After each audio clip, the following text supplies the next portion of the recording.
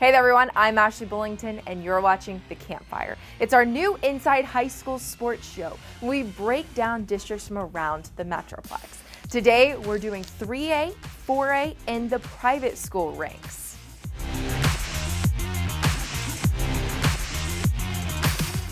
It's time now for our film session, brought to you by your local North Texas Geico agents.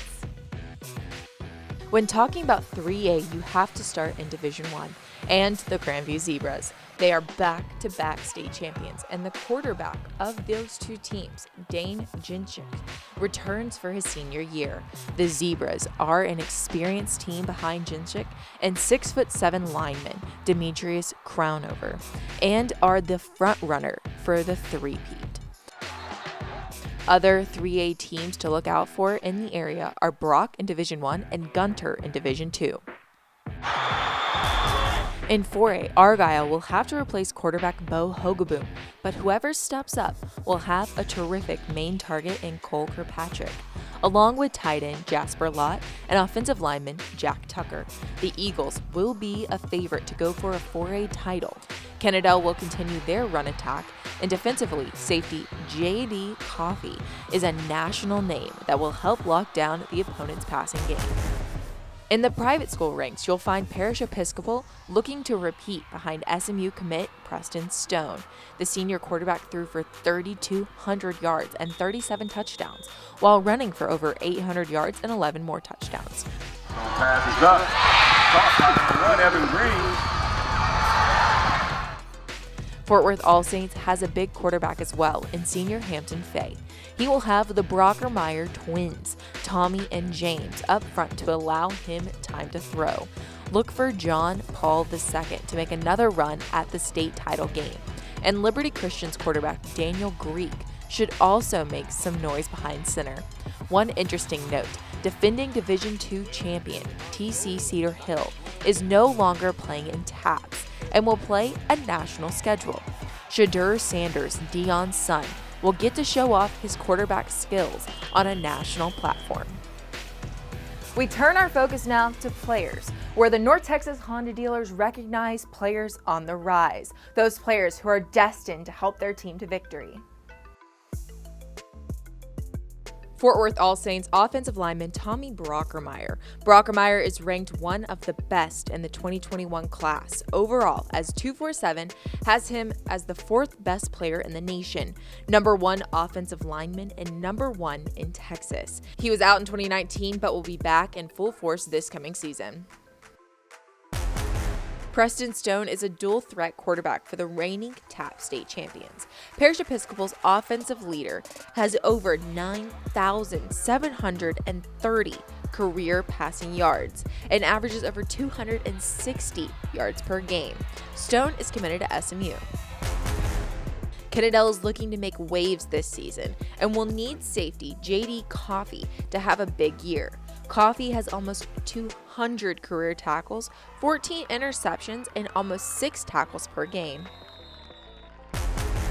TC Cedar Hill has the son of greatness. Deion Sanders' son Shadur is going into his senior year of high school on a national stage. Shadur is a pro-style quarterback for the Tigers, and in his junior season had almost a 75% completion percentage. Argyle tight end Jasper Lott is ranked amongst the best in the country. The soon-to-be senior is a go-to target in the Eagles offense with 7 touchdowns in 2019-2020. Our North Texas Honda dealers want to recognize those in the high school sports community who are helpful heroes, those who go out of their way to help others. To nominate someone in your community, go to IHSShelpfulheroes.com. Now, we turn our focus to coaches as we talk to them about the competition that they have coming up this season. Hey there, everyone. Ashley Bullington with the Parish Episcopal head coach Daniel Novikov. Coach, how are you doing?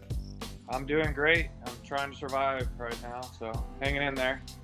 And what's the TAPS landscape kind of look like? A lot of people haven't followed it as closely as they probably should have because there's some amazing football in TAPS football. Kind of talk about the competition that your team faces and the week in, week out grind that you guys have. Yeah, I mean, I think people fail to realize just how much talent there is in TAPS football. Every week, it felt like, especially this year and last year, you're playing against a team that has a 5-star or several 5-star players on their roster. So I think that the competition level, just since I've been a head coach in TAPS, has increased dramatically. I like to call it, our district last year, I like to call it the SEC, the private school district, because every week was a daunting challenge. I mean, you just look across the landscape and, you see what Nolan, All Saints, Argyle Liberty, John Paul, Prestonwood, all these schools, like there's no team on there that you look at them and you think, how are we going to win a game, playing against all these teams. And so at the same time, it makes it fun though, because every week is a huge challenge and it's a huge game. And so that makes it a really fun environment. Like if I was a high school football player, in my mind, there's no better league to play in, because every week you're playing against the best of the best. So it's not like, you can't take a breather in this district. So we'll see. I mean, hopefully we'll have a good team, but you never know. Year in, year out, everything changes. So not only in your district, but in DFW as a whole, who are kind of the powerhouses of TAPS? Well, the DFW district is all one this year. So we combined it. So literally, I mean, we were split in two last year, but this year we're all going to be together. But I mean, if you were asking me to handicap it, it's impossible to say. I mean, I think All Saints, I think Nolan, I think John Paul would be a lot of people's odds-on picks, and then a lot of people say us, but I hate putting ourselves in that mix. I'd much rather play from behind than in front. But I think, when you really look at the teams across the board, like you just go down the roster and the list of kids that have offers, every team has a chance, in this deal. I don't think there's anybody that you could say, oh, they're the favorite or they're out of it completely. That's what makes it fun. I remember 4 years ago, Bishop Lynch won it and they were the last team in the playoffs. So it just depends year in, year out, who gets hot at the right time and injuries. And that is the one thing that plays a huge role in TAPS football is injuries, because I think, roster size, especially at Parish, limits us a little bit in terms of having a ton of depth. We got a ton of really good kids, but we don't have 150 kids on the roster like a 6A football team would have. So it's a little bit different in that regard, but so injuries can play a huge role. But, at the same time, that's what coaching is all about, and making sure that the next person's ready to go. Now we move from TAPS to the UIL as we have the Grandview Zebras head coach Ryan Ebner on with us. So Coach Ebner, the 3A landscape, let's talk about, some of those powerhouse teams that are in your district, and not only in your, and then we'll move on to, talking about the 3A altogether, about some of those teams that you just kind of see and it's like, oh, we got to play them. But we'll kick it off with your district. Who are some of those teams in your district that the competition's really high and it's a hard game to play? We have Dallas Madison. We went from Region 3 to Region 2, and Maypearl, West, and Whitney came up with us from that same district, and now Region 2 with us too. But Madison was put into our district, and they're always very, very athletic and very, very well coached. You see them every year in the state finals in basketball, and a lot of those guys, the same type of athletes are playing football, and so, man, they're always a really tough game. And like I said, they're extremely, extremely coached well. And then, to me, you got Whitney, West, and Maypearl kind of rounding out there as well. Whitney and West made the playoffs. Maypearl will be young, but they've got a really good young group of kids that are coming up, and I think they're going to, be really tough down the road. And then, Whitney made it 3 rounds, and West made it 1, but they're very, very well coached, and they're very young, and they've got a lot of guys returning. So, those, to me, off the top of my head, those 4 games are, and Maypearl is also 15 minutes down the road, are one of our, close rivals as far as just landscape goes.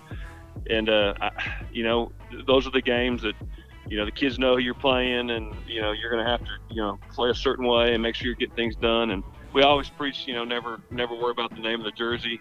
Name of the team on the jersey, but, in the back of their minds, they know who those teams are and who they're playing and stuff like that. Most definitely. And then in the landscape of 3A, especially kind of in the metroplex area, What are some of the teams other than the ones that are in your district that are really hard to play, or teams that every single year you're seeing them, they keep getting better and better, or they're staying really good? Well, we've played the last two teams we've played in the state championship games, Malakoff and Pottsboro, are in this region as well. So, and I know that Pottsboro returns a ton of guys as well. Malakoff, the people they lose, they've got guys to replace them. Coach Driscoll always does a really great job with the talent he has down there. Gladewater's going to be really good again. And then there's a bunch of other teams that are just really good at all kind of about the same. The Region 2 is really loaded with a lot of really good teams. And it's going to be one of those, we should never have an off week when you hit the playoffs. You're going to have to come with it every single game, and if not, you're going home. So, you don't get, it's like we don't get to go from Region 3 to Region 2. Oh, and now we got an easier landscape. To me, it's equally as hard. Thank you, Coach Novikov and Ebner, for taking the time to talk with us here on the Campfire. We'll be right back after these messages and a quick trivia question. This week's trivia question: what school has won 8 state titles? A. Grandview, B. Salina, C. Pilot Point, or D. Argyle? You'll have the answer when we return. The North Texas Honda dealers recognize members of our high school sports community who take time out to be helpful heroes. Nominate a helpful hero today at IHSShelpfulheroes.com. The film session is brought to you by your local North Texas Geico agents. To find the office near you, go to geico.com/DFW. The District Breakdown is presented by GiveMeTheVIN.com. These teams make it look easy, just like GiveMeTheVIN.com makes it easy to sell your vehicle. Welcome back to the Campfire. Here's the answer to our trivia question. What school has won 8 state titles? It's B. Salina.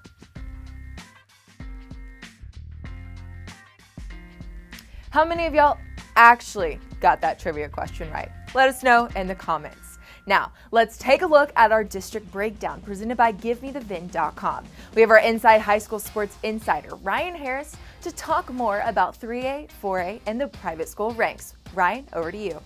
Thanks, Ashley. So in TAPS, we're really looking at Fort Worth All Saints this year as a team that could possibly run the table in the playoffs. They've got one of the top recruits in all of Dallas-Fort Worth. That's guard Tommy Brockermeyer, and you're going to want to remember his name in the fall because he's going to be making headlines. His brother James is back as well along the offensive line, and All Saints will be looking for those two to open up the passing game and open up some pretty big holes for the running game as well. In 3A, again, it's the usual suspect, Grandview. Quarterback and safety Dane Yinch is back for his senior season. That's right, as a sophomore, he led Grandview against Malakoff in the state championship game and won both offensive and defensive MVP. He did the same again last year against Pottsboro, won both offensive and defensive MVP. So Grandview has won 2 straight state championships, and Yinch and Grandview will be looking to etch their name into the state history books with a 3rd straight state championship this season. Now, when you think about some of the great programs that have won 3 in a row in recent memory, of course, the Allen Eagles come to mind. Kyler Murray did it for 3 straight years, was named offensive MVP, led his team to undefeated seasons, won 3 state championships. And of course, we can't forget in 6A this year, Galena Park North Shore will have that opportunity with Demetrius Davis and Shadrack Banks. Of course, we'll have more on that later this summer. In 4A is going to be Argyle. They have talent returning across every position except for quarterback. Will the Eagles be able to replace Bo Hogeboom at quarterback? If they can find someone to get the ball to their speedy receivers, such as Cole Kirkpatrick, they'll be just fine. They've got their running back returning. They've got multiple all-district linemen returning, including Sheridan Wilson, guys with Power 5 offers across the board on the offensive line. They've got safeties returning, corners returning, linebackers returning, defensive linemen returning. They've got a lot of production coming back. If they can replace Hogeboom, they'll be fine. That's all for our 3A, 4A, and private school recap. So back to you, Ashley. Thanks, Ryan. You always have such great insight. That's all we have for this week's episode. Come back every Monday for a new edition of The Campfire. And follow our social media accounts. We have Facebook, Instagram, Twitter, and YouTube. That'll bring you original content every week on each one of these districts. We'll be breaking down the district matchups, talking to coaches and players, and so much more. Until next time, I'm Ashley Bullington, and thank you for watching The Campfire.